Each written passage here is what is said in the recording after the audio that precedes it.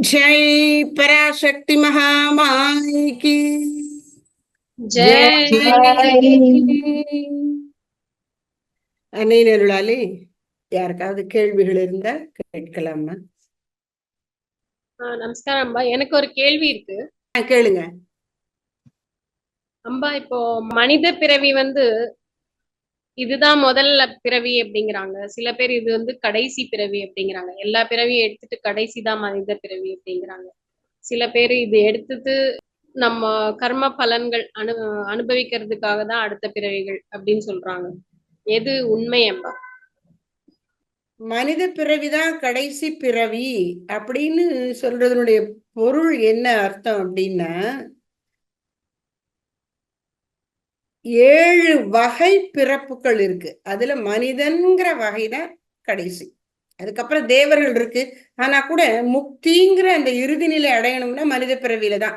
அதனால மனித பிறவி உச்சமான இறுதி பிறவின்னு சொல்லலாம். அது 7 வகை பிறப்புகள் என்ன அப்படின்னு பார்த்தா, ஸ்தாவரம், நிலைத்திணையாகிய மரம் செடி கொடிகள் புல் பூண்டுகள் இதெல்லாம், இதுல எது வேணாலும் நாம பிறக்கலாம். அந்த உயிர்கள் ஜீவர்கள் ஆத்மாக்கள் அப்படி மரஞ்செடி கொடிகளாகவும் பிறக்கலாம். அப்புறம் ஸ்தாவரம், ஜங்கமம், இயங்கு திணை, அசையக்கூடியவை. அதுல நீர் வாழ்வன, தண்ணியிலேயே இருந்து வாழக்கூடிய மீன்கள், விதவிதமான மீன்கள். அதுல மகர மீன்கள், சுறா மீன்கள்லாம் கப்பலையே தன்னுடைய வாளால் அடிச்சு கவுத்து விடக்கூடிய அளவுக்கு பெருசாவும் வலிமையாவும் இருக்கு அப்படிலாம் சொல்றாங்க. இந்த மீன்கள் தண்ணிக்குள்ளேயே இருக்கும் பொழுது அந்த நீர் அவங்க உடல் மேல, அந்த நீர் பிராணிகள் உடல் மேல செலுத்துற அழுத்தத்தினால அது உயிரோட இருக்கான். அதை வெளியில எடுத்து போட்டா ஏன் அது செத்து போகுதுன்னா, காற்றுல அந்த அளவு அழுத்தம் இல்லை, பூமிக்கு மேல அந்த நீர் கொடுக்குற அழுத்தம் இல்லை, அதனால அது வெடிச்சு செத்து போயிடுது அப்படிங்கிறாங்க. அது நீர் பிராணிகள். அப்புறம் நீர்வாழ்வன, அதுக்கப்புறம் பரப்பன, பறவைகள் 2 சிறகுகளை கொண்டு வானத்துல உயர பறக்கிறது. ஆனாலும் அது தங்குவதற்கு மரத்துக்கு வருது, பூமிக்கு வருது. அது பறவைகள், நீர்வாழ்வன, பரப்பன. ஊர்வன, தரையிலேயே அப்படி இழுத்து இழுத்துக்கிட்டு, கால் இருக்கும், நிறைய கால்கள் இருக்கும், ஆனா சின்ன சின்னதா இருக்கும், தரையோடு ஒட்டி இழுத்துட்டு போகக்கூடிய பிராணிகள். நம்ம வீட்டுல பாக்குற பல்லியிலிருந்து பெரிய பாம்புகள், உடும்பு முதற்கொண்டு பலவிதமான ஊர்வன இருக்கு. அப்புறம் அது எழுந்து நிக்கிற மாதிரி 4 கால்களை கொண்டு உயரமா இருக்கக்கூடிய விலங்குகள் இருக்கு. அதுல ரொம்ப உயரமா நம்ம ஒட்டச்சிவிங்க பாக்குறோம், பெருசா யானையை பாக்குறோம், பலவிதமான 4 கால் பிராணிகள் இருக்கு. அந்த 4 கால் பிராணிகள்ல 5 இந்திரியங்களும் விடுகிறது. 5 இந்திரியங்கள் என்ன? கண், காது, மூக்கு, நாக்கு, தோல். மனசுதான் அதுக்கு ரொம்ப வளர்ச்சி அடையல, இந்த விலங்குகளுக்கு, சிற்றுயிர்களுக்கு. மனிதனுக்கு இந்த கண், காது, மூக்கு, நாக்கு, தோல் இந்த 5ஐயும் அறிவு கருவிகள் அப்படின்னு சொல்லுவாங்க. அறிவு கருவிகள் உலகை, புற உலகை அறிவதற்கு உயிர்களுக்கு கொடுக்கப்பட்டிருக்கிற கருவிகள். கண்ணால காட்சிகளை பார்க்கிறோம், வடிவங்களை, நிறத்தை, சின்னதா பெருசா, பக்கத்துல இருக்கா தள்ளி இருக்கா, இதெல்லாம் கண்ணாலதான் பார்க்க முடியும். காதால் ஓசைகளை கேட்கிறோம், அது ஒரு விதமான அறிவை கொடுக்கிறது. மூக்கால் வாசனைகளை முகர்கிறோம், அது ஒரு விதமான அறிவை, உலகை பற்றிய அறிவை கொடுக்கிறது. நாவால் சுவைத்து அறிகிறோம், அது ஒரு விதமான அறிவை கொடுக்கிறது. தோலால் குளிர், வெப்பம், மென்மை, கடினம் இதெல்லாம் உணர்கிறோம், இது ஒரு விதமான அறிவை கொடுக்கிறது. இப்போ இந்த 5 கருவிகளும், கண் முதலான கருவிகள் உலகை பற்றிய 5 விதமான அறிவை கொடுக்கின்றன. அப்போ இந்த 5 கருவிகளும் யாருக்கு இருக்கோ, கண், காது, மூக்கு, நாக்கு, தோல் இருக்கோ, அவர்களே அத்தனை அறிவு படைத்த பிராணிகள்னு சொல்றோம். விலங்கினத்திற்கு 5 அறிவுகளும் உண்டு. மனுஷனுக்கு இந்த 5 அறிவுகளோடு, அதாவது 5 வகையா உலகை புரிந்து கொள்ளுகிற சக்தியோடு கூட மனதுன்னு ஒண்ணு இருக்கு. அது மனிதனில் வளர்ந்தது போல் வேறு யாரிடமும் இல்லை. அதனால மனித பிறவி உயர்ந்த பிறவி, கடைசி பிறவி. எவல்யூஷன்ங்கிற அந்த பரிணாம வளர்ச்சியில மனித பிறவி உச்சத்துல இருக்கு. அதை விட உயர்ந்ததா தேவர்கள்ங்கிற பிறவி இருக்கு. ஆனா மோட்சம் அடையணும்னா தேவர்களும் மனிதர்களாக திரும்ப பிறந்தாக வேண்டும். அதனால தேவர் பிறவி முடிந்ததில்ல. மனிதன்னா அப்புறம் இறைவன ஆகிறதுக்கு இந்த மனித உடலே போதும். அதனால மனித பிறவி உயர்ந்த பிறவி என்பதை கடைசி பிறவின்னு சொல்றாங்க. அப்புறம் மனுஷனா எடுத்த அப்புறம் எத்தனை தடவை பிறவி எடுக்கிறான் அப்படின்னா அது அவன் ஆசையை பொறுத்து. ஆசைகளை நிறைவேற்றி கொள்வதற்கே ஜீவன் பிறவி எடுக்கிறான். பிறவி எடுக்கிறதுங்கிறது என்ன? உடலை பெறுவது. மனித உடலை பெற்று ஆசைகளை நிறைவேற்றி கொள்ளுகிறான். அப்படி ஒரு ஆசையை நிறைவேற்றும் போதே வேற ஒரு ஆசை வந்துருது. கடையில போனேன் பாரு, அழகா சாரி எடுத்து போட்டான். சரி, நம்ம பட்ஜெட் இவர் இவ்வளவுதான் சொல்லிட்டாரு, அதனால இந்த புடவை மட்டும் எடுத்துட்டு வந்தேன் அப்படின்னு ஒரு குறையோட சொல்லிப்போம். என்ன, ஏதோ ஓரளவுக்கு ஒரு சுய கட்டுப்பாட்டுல பணத்துக்கு மீறி வாங்கிடாம, கிரெடிட் கார்டை பயன்படுத்தாம உள்ளதுக்குள்ள வாங்கிட்டு வந்துட்டீங்க. அந்த அளவுக்கு பக்குவம் தான். ஆனா இந்த ஆசை தொக்கி நிக்கிற, அந்த புடவை நல்லா இருந்தது, அதை வாங்க முடியல, காசு அப்படின்னு ஒரு ஏக்கம் இருக்கு பாருங்க. அப்ப என்ன செய்யணும்? அப்படி ஆசை நிறைவேறாமல் ஏக்கம் உள்ளத்தில் இருந்தால் அதை நிறைவேற்றிக் கொள்ள திரும்ப பிறவி எடுக்கணும். சரி, இப்படி ஒரு ஆசை தானான்னா நிறைய சேர்த்து வச்சிருக்கோம். அப்ப சேர்த்து வச்ச ஆசைகள் எல்லாம் நிறைவேற்றுவதற்கு தான் பிறவி. இப்படி பிறவி எடுத்துக்கொண்டே இருக்கிறோம். அதனால மனித பிறவிக்கு அப்புறம் வேற பிறவி எடுக்க வேண்டியதுன்னு சொன்னா வேறு வகை பிறவி இல்லை. மனித பிறவியிலிருந்து ஒருவன் முக்தி அடைந்து தெய்வீகத்தை உணரலாம். அதான் அதுக்கு அர்த்தம். அப்புறம் மனித பிறவியில் எத்தனை தடவை மனுஷனா பிறவி எடுக்கணும்னா இவன் ஆசையெல்லாம் தீர்ற வரைக்கும், சரியான பக்குவம் வருகிற வரைக்கும், மனசுல கீழ்மைகள் எல்லாம் போகிற வரைக்கும், விலங்குத்தன்மைகள் நீங்குகிற வரைக்கும், அன்பு மேலோங்குகிற வரைக்கும், தூய்மை இயல்பாக ஆகிற வரைக்கும், அறிவு தெளிவாக ஆகிற வரைக்கும், ஆற்றல் சுயநலம் இல்லாமல் போகிற வரைக்கும் இவன் பிறவி எடுத்து தன்னை பக்குவப்படுத்திக் கொள்ளணும். அப்படி பார்த்தா இந்த பிறவி கடைசி பிறவி இல்லை. இப்போ உங்க கேள்விக்கு விட கிடைச்சதா கௌசல்யா? இன்னும் ஏதோ கொஞ்சம் இருக்க போல் இருக்கே சந்தேகம், சொல்லுங்க. ஆசைகள் நிறைய இருந்ததுன்னா திருப்பி திருப்பி அதே மனித பிறவிதான் கிடைக்குமா, இல்ல வேற பிறவி கூட கிடைக்கிறதுக்கு வாய்ப்பு இருக்கா? அந்த பாசிபிலிட்டி சிந்திக்கணும். புத்திசாலி அது சிந்திப்பான், விவேகி. இப்பிறவி தப்பினால் எப்பிறவி வாய்க்குமோ ஏது வருமோ அருகிலேன் அப்படிங்கிறார் தாய்மானவர். ஏன்னா அந்த ஆசை அநியாயமானதான ஆசையாக இருந்தா ரொம்ப தன்னை அடக்கி வச்சு அடுத்தவர்களுடைய உணர்ச்சியை புரிஞ்சு கொள்ளாம ஒரு கொடூரமா இருந்தா அதுக்கேற்ற மாதிரி நீ ஒரு புலியா பற, அதுதான் உன்னுடைய கொடூரத்துக்கு சரியா இருக்கும்னு உடலை மாற்றி கொடுத்து விடுவார். ஒருத்தன் இது எதை பத்தியுமே கவலைப்பட மாட்டான், உன்னை பத்தியும் கவலை இல்லை, என்னை பத்தி எனக்கு சாப்பிட்டுட்டே இருக்கணும் அப்படின்னா அதுல கொஞ்சம் சத்துவகுணம் இருந்தா பசுவா பறம்பார். இல்லைன்னா பண்ணிய பறந்து பன்றி, அதுவும் என்ன விடும், பன்றிக்கும் பசுவுக்கும் என்ன வேலைன்னு சாப்பிடுறத தவிர. அப்புறம் அவங்கள சாப்பிட்டுருவாங்க இந்த மனுஷங்க. அப்படி போயிட்டு இருக்கு. அப்போ நம்முடைய ஆசைகள் எண்ணங்களின் தரம் எதுவோ அதற்கேற்ப உடல் அமையும். பிறவிங்கிறது நாம எடுக்கக்கூடிய உடல். அதனால மனித பிறவிதான் அமையணும் அப்படிங்கிற கட்டாயம் கிடையாது. உள்ளுக்குள்ள என்ன இருக்கு? மனித உடலுக்குள்ள ஒரு சிங்கம் போன்ற தன்மை இருந்தா அதுக்கேற்ற மாதிரி பிறவி கிடைக்கும். நரி போல தந்திரம் பண்ணிட்டு தான் இருப்பான், மனுஷனா வாழ கத்துக்கலன்னா அவனை நிறையாவே ஆக்கிடுவார். நீ அந்த உடலே உனக்கு போரும் போல் இருக்கேப்பா, எதுக்கு இந்த உடம்பு கொடுத்து, ஏன்னா நீ இதை பயன்படுத்த மாட்டேங்கிறியே. இதை பயன்படுத்தி போராடி வரானா, அப்ப சரி, அப்ப இன்னொரு தர மனுஷனை இந்த ஆசைகளை வெல்லு அப்படின்னு கொடுப்பேன். அதனால நம்முடைய பக்குவத்துக்கு ஏற்ப நமக்கு உடல் அமையும்.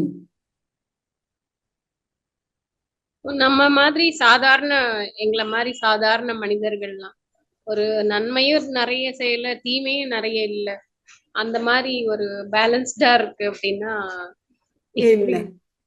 இதுதான் எல்லாருடைய கதையுமே. நீங்க சொல்றது எல்லாருடைய கதையும் அதுதான். என்னன்னா நல்வினை தீவினை இரண்டும் கலந்துதான் நாம பண்றோம். அப்ப பகவான் என்ன பண்ணுவார், அதாவது எங்கேயாவது ஒரு பேலன்ஸ் கொண்டு வரணும் இல்லையா? அதனால என்ன செய்வார்னா, இப்ப ரொம்ப எக்ஸஸ் ஆஃப் தீவினை இருக்குன்னு வச்சுக்கோங்க. அவங்கள கொஞ்சம் நரக்கத்துல கொஞ்சம் கஷ்டப்படு, அல்லது கீழான பிறவிகள், அதாவது மனுஷன் உயர்வுக்கு வந்துட்டு திரும்ப கேடெல்லாம் பண்ணினதுனால கீழான பிறவிகள், அது விலங்குகளோ பறவைகளோ ஏதோ ஒண்ணு, இந்த முதல்ல சொன்னோம் இல்லையா, 6 வகைகள்ல ஏதாவது ஒண்ணு, தாவரங்கள், நீர்வாழ்வன, பரப்பன, ஊர்வன, விலங்குகள், இந்த 5ல ஏதாவது ஒண்ணு பெற அப்படின்னு சொல்லிடுவார். கீழான பிறவியை கொடுத்துடுவார். தீவினை நிறைய இருந்தா. நல்வினை நிறைய இருந்ததுன்னா நீ போகங்களை அனுபவிக்கக்கூடிய தேவர்களா பிற அப்படின்னு சொர்க்கத்துல போய் அனுபவித்து கொண்டிருன்னு சொல்லுவார். அந்த எக்ஸஸ் ஆஃப் இருக்க குட் ஆர் பேட் கர்மா அது தீண்டு போற வரைக்கும் அப்படி மேலான பிறவியோ கீழான பிறவிலையோ அனுபவிச்சுட்டு ஓரளவுக்கு அதெல்லாம் அனுபவிச்சு தீர்த்த பிறகு பேலன்ஸா இருக்கும். இப்போ ஓரளவுக்கு 50-50 இருக்கும். அப்ப திரும்ப மனுஷனா பிறம்ப. ஏன்னா அந்த மனுஷங்கிற வாய்ப்பை கொடுத்தா தான் நாம அவன்கிட்ட கடவுள்கிட்ட முடியும். அதனால திரும்ப நம்மள மனுஷராக்கிடுவார். எது எக்ஸஸா இருக்கோ அதுக்கேற்ற பிறவியை கொடுத்து அதை தீக்க வைப்பார். அந்த எக்ஸஸ் வினைகள்லாம் தீர்ந்த பிறகு ஓரளவுக்கு சமமா இருக்கும் பொழுது திரும்ப மனித பிறவியை கொடுப்பார், மனித உடலை கொடுப்பார். அதனால இது ரொம்ப பெரிய அரிய வாய்ப்பு, மனித உடல், மனித பிறவிங்கிறது. அதனால நம்ம அதற்குரிய பக்குவத்தை அடைந்து இறைவனை அடையணும் அப்படிங்கிறத மறக்கக்கூடாது. எந்த சூழல்ல இருந்தாலும், என்ன பிரச்சனையோ நல்லது கெட்டதோ எது இருந்தாலும் தெய்வத்தை விடக்கூடாது. அம்பா, நன்றி. இந்த மனித உடல்ல தான் நம்ம இறைவனை அடைய முடியும் அப்படின்னு சொன்னீங்களாம்பா. ஆனா ஆமா. கஜேந்திர மோட்சம், அதாவது ஒவ்வொரு நிலையிலயும் வந்து இறைவனை அடைஞ்சிருக்காங்கன்னு சொல்லியிருக்காங்கல்லம்பா. அது ஆமா எப்படிம்பா? ஆமா அப்படி இருக்கு. இது இது விஷயத்துல வந்து அந்த கஜேந்திரன் மோட்சம் பெற்றது, அப்புறம் வந்து இந்த சிலந்தியும் யானையும் சிவபெருமான பூஜை பண்ணினது இப்படிலாம் சொல்றாங்க. அப்புறம் எலி வந்து கோயில்ல அந்த விளக்க வந்து அது திங்கதான் போச்சு, ஆனா தூண்டி விட்ட மாதிரி ஆயிடுச்சு, அது விளக்க ஏத்தின மாதிரி ராத்திரியில இறைவனுக்கு விளக்கு போட்ட புண்ணியம் கிடைச்சது இப்படியெல்லாம் சொல்றாங்க. மோட்சமோ அல்லது ஒரு உயர்ந்த நிலையோ, ஆனா ஒரு விவேகத்தோட ஆராய்ச்சி பண்ணினா சிற்றிருங்கிற அந்த உடம்புல இருந்து நேரடியா மோட்சத்தை அடைய முடியுமாங்கிறது அறிவுக்கு ஏற்புடையதா தெரியல. இந்த கேள்வி ஒரு முறை வருது. நம்ம பெரிய சுவாமிஜி, ஸ்தாபகர் சுவாமிஜி, ரமண மகர்ஷிகள் அவங்க 2 பேர்கிட்ட இந்த உரையாடல் நடக்கிறது. ரமண மகர்ஷிகள் இந்த சித்தர்கள்லாம் சில சமயங்கள்ல வந்து மக்களுக்கு நடுவில் மக்களா இருந்தா தொந்தரவா இருக்குன்னு சொல்லி நாய் அந்த மாதிரி விலங்குகள் வடிவில் கூட வருவாங்க. ஆனா அவர்கள் வந்து இந்த சராசரி மனிதர்களை விட எவ்வளவோ பக்குவத்தில் உயர்ந்தவர்கள் அப்படிலாம் சொல்றார். அப்படி சொன்ன பொழுது அப்புறம் அவர் வந்து லக்ஷ்மி பசுவுக்கு முக்தி கொடுத்திருக்கிறார் அப்படிலாம் சொல்றாங்க. அப்ப நம்ம சுவாமிஜிக்கு இந்த சந்தேகம் வருது, நம்ம சுவாமி சித்மானந்த மகாராஜுக்கு. எப்படி அது மனித சரீரத்துல தானே முக்தி கிடைக்க முடியும் அப்படின்னு.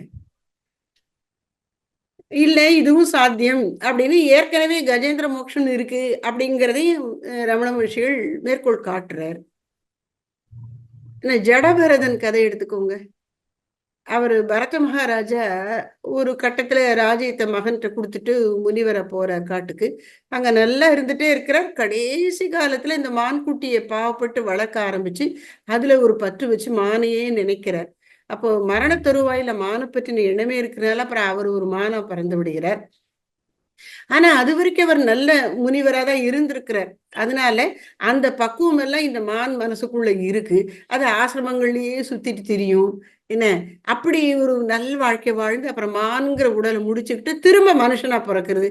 இப்ப அவர் ஜடபரதனா ஒண்ணும் தெரியாதவன் போல இருந்து கொண்டு திரும்ப இந்த உலக பற்றுக்குள்ள சிக்கிடக்கூடாது என்று தெரிந்து கொண்டு ஆனா ஞானியா இருக்கிற அப்புறம் உரிய சூழல்ல தன்னுடைய ஞானம் வெளிப்படுகிறது. அப்புறம் பிறவி பயன் முடிஞ்சதுன்னு சொல்லி கிளம்பி போறார் மோட்சத்துக்கு, அதாவது விதேக முக்திக்கு அப்படின்னு பார்க்கிறோம். அதனால எந்த உடல்ல மோட்சம் வரும் அப்படிங்கிறது சில தனிப்பட்ட இண்டிவிஜுவல் கேசஸ்ல மாறுபடலாம். ஆனா பொதுப்பட மனிதன்கிற பிறவி எடுத்து பக்குவப்பட்டு அறிவு மனது தூய்மை பக்குவம் அடைஞ்சாதான் மோட்சம். அதுல மாற்றம் இல்லை. அப்ப ஜடவரதன் கேஸ் எடுத்துப்போம் நாம. அதாவது கஜேந்திரன்ங்கிறது ஒரு பக்கம் இருக்க, ஜடபரதன் எடுத்துப்போம். அப்ப அவர் மானாவும் வந்தார், திரும்ப மனுஷனா வந்தார், மனித பிறவியில தன்னுடைய பக்குவத்தை காப்பாற்றி கொண்டார், அப்படியே மோட்சம் போனார் திரும்ப பிறவி எடுக்காம அப்படின்னு நம்ம பார்க்கிறோம் இல்லையா? அதனால பொதுப்பட மனித உடல் தான் மோட்சத்திற்காக கொடுக்கப்பட்டிருக்கிற உடல், வசதி வாய்ப்பு. விதி விலக்குகள் இருக்கலாம், நமக்கு தெரியல. ஆனா பக்குவம் இல்லாமல் மோட்சம் வரவே வராது. எனக்கு அதாவது கஜேந்திர மோட்சத்துல நமக்கு காட்டுவது என்ன அப்படின்னா, அவன் அந்த கஜேந்திரன் யானைகளின் அரசன் என்ன பண்றான், எப்பவும் கூட்டம் கூட்டமா அவனுடைய மனைவிமார்கள் என்ன யானைகள்லயே என்ன மனைவிகள் மற்ற நண்பர்கள் எல்லாரும் சேர்ந்துதான் அப்படி கூட்டம் கூட்டமா தெரியும். யானைகளே கூட்டமா தானே தெரியும். அப்படி திரிஞ்சுட்டே இருக்கான். இந்த தண்ணியில அவன் முதலை அவன் காலை கவ்வி கொண்ட போது இந்த யானைகள்லாம் அவனை காப்பாற்ற முயற்சி பண்ணுகிறது. எல்லாம் முயற்சி பண்ணிட்டு முடியலன்ட்டு போயிடுறாங்க. இந்த மனைவி முதல யானைகள் அதை இன்னும் கொஞ்சம் நேரம் போராடுறாங்க. அவரும் ரொம்ப நாள், அது ஆயிரக்கணக்கான வருஷங்கள் அப்படிலாம் சொல்றாங்க. அதுல அது நிறைய நாள் நம்ம வச்சுக்கலாம், எத்தனை வருஷமோ அதுக்கு தெரியாது. நிறைய நாள் அந்த போராட்டம் நடக்கிறது. அவர்களும் பார்த்துட்டு முடியலன்னு போயிடுறாங்க. இவனும் தானா முயற்சி பண்ணி பார்க்கறான். யாரு? இந்த கஜேந்திரன். அப்பவும் நடக்கல.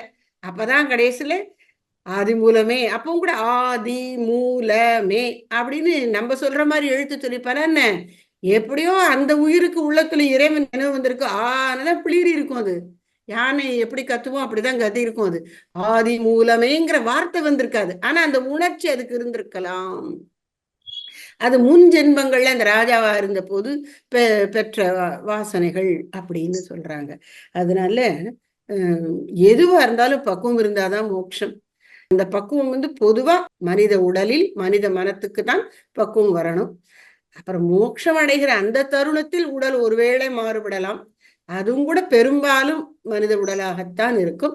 ஓரிரு விதிவிலக்குகள் இருக்கலாம். அதனால நாம என்ன செய்யணும், இப்பிறவி தப்பினால் எப்பிறவி வாய்க்குமோன்னு என்னமோ ஒரு பிறவியா போய்விடாதபடி, குறைஞ்சபட்சம் மோட்சம்னு இல்லாட்டாலும் மனித பிறவிக்கு கீழான ஒண்ணு கிடைச்சிடாதபடி இப்ப நல்ல மனுஷங்களா வாழணுங்கிற உறுதியில் மாறாமல் இருப்போம். இறையருளை சார்ந்து இருப்போம். நம்ம உறுதி மட்டும் இல்லை, இறையருள் தான் நம்மளை காப்பாற்றணும். அந்த இறையருளை சார்ந்திருந்து நல்லுறுதியோடு நாம வாழ்வோம். நல்ல மனிதர்களாக வாழ்ந்து இறைநிலைக்கு நம்மை உயர்த்தி கொள்ள முயலுவோம். அதுல எப்பொழுது இறைவனை சார்ந்து இருந்து அந்த முயற்சியிலே இடைவிடாது ஈடுபடுவோம். அதுதான் நாம இந்த சூழல்ல செய்து கொள்ளக்கூடிய சங்கல்பமாக உறுதியாக இருக்க முடியும். நல்லதுமா. கிருஷ்ணார்ப்பணம். நம்ம சிற்றுயின்னு சொல்றோம், ஆனா நம்ம ஆலயங்கள்ல அனைத்து தெய்வங்களுக்குமே வாகனங்களா இவங்க தானே அதை வச்சிருக்காங்க. மனுஷங்க யாருமே கோயில்ல இறைவன் பக்கத்திலேயே இல்லையே. அது அவர்களுக்கு ஒரு அங்கீகாரம் கொடுக்கறதுக்கு. ஆனா கும்பிடுறதெல்லாம் மனுஷன் தானே, மனுஷனுக்காகத்தானே கோயிலே. இந்த கோயில் யாருக்காக? மனிதன் வழிபடுவது. அப்போ எத்தனை மகான்கள் எல்லாம் மனித வடிவில் தானே இருக்காங்க. இந்த சாதாரண மனிதர்களாகிய நமக்கு வழிகாட்டுவதற்காக மகான்கள் மனிதர்களாக வந்திருக்காங்க. அவங்க மனிதர்களாக நமக்கு வாழ்ந்து காமிக்கிறாங்க. மனிதன் தான் இறைவனை வழிபடுகிறான்.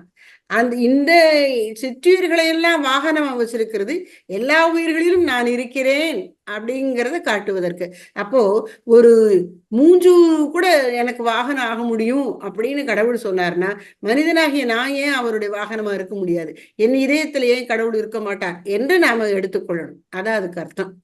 அப்ப மனுஷன் வாகனம் இல்லையா அப்படின்னா, எப்போதும் மனிதன் இறைவனின் வாகனமாக இருக்கிறான் என்பதை மகான்கள் மூலம் நமக்கு இறைவன் உணர்த்தி கொண்டே இருக்கின்றார். அதனால அவர்களை நடமாடும் கோயில் அப்படிங்கிறார். யாரு? மகான்கள் நடமாடும் கோயில்கள். அவர்கள் தான் தீர்த்தம். அவர்கள் இதயத்தில் இறைவன் இருக்கிறார். இதயம் தான் அந்த கர்ப்ப கிரகம். இந்த உடல் கோயில், உள்ளம் பெருங்கோயில், ஊனுடம்பு ஆலயம், வள்ளல் பிரானார்க்கு வாய் கோபுரவாசல், தெள்ள தெளிந்தார்க்கு ஜீவன் சிவலிங்கம், கள்ளப்புலன் ஐந்தும் காளா மணி விளக்கே. விளக்கு போடுறோம். எது? கண்ணு காது மூக்கு நாக்கு தோல் தான் அந்த விளக்குகள். இந்த ஹிருதயம் தான் கர்ப்ப கிரகம், ஜீவன் தான் சிவலிங்கம் என்று சொல்றாங்க. அப்போ மனிதனுக்குள்ளதான் இறைவன் இருக்கிறார். நிச்சயமா இந்த விலங்குகளுக்குள்ளே இருக்கிற இறைவன் மனிதனுக்குள்ள இல்லாம இருப்பாரா? அதை நமக்கு யார்கிட்ட தெரியும்னா மகான்கள்கிட்ட தான் தெரியும். நம்மகிட்ட இருக்கிறார், நமக்கான தெரியறது இல்லை. இப்போ ஒரு விளக்கு ஏத்துறோம். இப்போ ஒரு குத்து விளக்குன்னா சுடர் அப்படியே நேரம் வெளியில எரியுது. இதே இந்த சிம்னி அல்லது இந்த லேண்டர்ன்கிறோம், லாந்தர் விளக்கு, அந்த லாந்தர் விளக்குல அதை சுத்திலும் ஒரு கண்ணாடி கூடு மறைக்கிறது இல்லையா, அணையாதபடி இது காப்பாத்துது. அந்த லாந்தர் விளக்கு மேல ஒரு நல்ல கம்பளி, கருப்பு கம்பளி போர்வை போட்டு மூடிடுறோம்னு வச்சுக்கோங்க, அந்த வெளிச்சம் தெரியுமோ? தெரியாது. லாந்தர் விளக்குல உள்ளுக்குள்ள திரி எரிந்து கொண்டுதான் இருக்கு, கீழே எண்ணெய் இருக்கு, நடுவுல தீ எரியுது, சுத்திலும் இந்த கண்ணாடி கூடு அதை காப்பாத்தி கொண்டிருக்கிறது. அதுக்கு மேல அப்ப கண்ணாடி கூடு இருந்தாலும் கண்ணாடி வழியா ஒளி நமக்கு வெளியில தெரிகிறது. ஆனா ஒரு கம்பளி போட்டு மூடிட்டோம்னு வச்சுக்கோங்க அந்த விளக்க, அது தெரியாது இல்ல. அது மாதிரி உள்ள எரியிற விளக்கு சுடர் தெரியாது, கம்பளியால் மூடப்பட்டு விட்டார். அது போல நமக்கு ஆசா பாசங்கள்ங்கிற கம்பளி உள்ள இருக்கிற இறைவன்கிற சுடரை மறைத்து கொண்டிருக்கின்றன. ஞானிகளுக்கு அது இல்லை, அந்த மறைப்பு இல்லை. அதனால ஞானிகள்கிட்ட இறைவன் இருப்பது தெரிகிறது. அதனால விலங்குகளுக்குள்ளேயே இருக்கிற இறைவன் நிச்சயமாக மனிதனுக்குள்ளும் உரைகின்றான். அதை தெரியாதபடி இவனுடைய ஆசா பாசங்கள் மறைத்து கொண்டிருக்கின்றன. அதான் உண்மை. சரியா? நன்றி அம்பா. நல்லதுமா கிருஷ்ணன். சரி, அன்னையின் அருளால் இன்னைக்கு நல்ல நல்ல கேள்விகள் எல்லாம் கேட்டீங்க. ரொம்ப சந்தோஷமா இருந்தது உரையாடல். நேரம் ஆச்சு, இதோட நாம இன்னைக்கு உள்ளதை பூர்த்தி பண்ணிப்போம். நிறைவு பாடல். சாந்தி நிலையமாம் சாரதா தேவி ஜெய ஜெகதீஸ்வரி ஓம் ஜெகதீஸ்வரி ஜெய ஜெய ஜெய ஜெகதீஸ்வரி ஓம் ஜெய. சாந்தி நிலையமாம் சாரதா தேவி ஜெய ஜெகதீஸ்வரி ஓம் ஜெகதீஸ்வரி ஜெய ஜெய ஜெய ஜெகதீஸ்வரி ஓம் ஜெய. சாந்தி நிலையமாம் சாரதா தேவி. ஜெய் ஸ்ரீ சாரதா மாதா கி ஜெய்.